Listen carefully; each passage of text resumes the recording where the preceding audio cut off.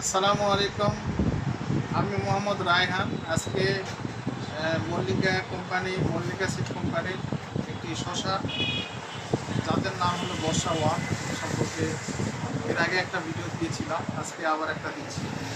শসাটা একদম দেশের মতো, এর আগে বলছিলাম, অনেকেই বিশ্বাস করে নাই। শসাটা একদম আমাদের দেশি শসার মতো।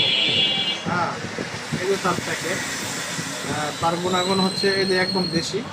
উপরে সামান্য আমাদের দেশি শসা যেরকম কালো হয় ঠিক ওরকমই, বেশি লম্বাও না। এই যে আমার এক কাপ চা।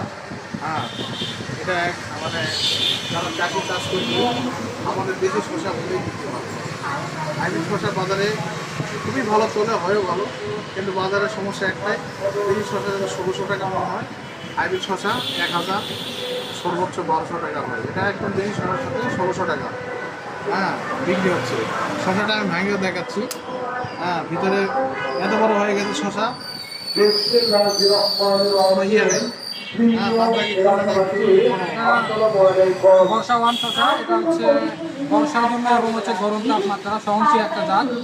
এটা বয়স 40 দিন হচ্ছে, 40 দিনে সে 4বার হারভেস্ট করছে। 3 শতক জমি থেকে সে 2 দিন পর পরই শসা আর কি উত্তোলন করে।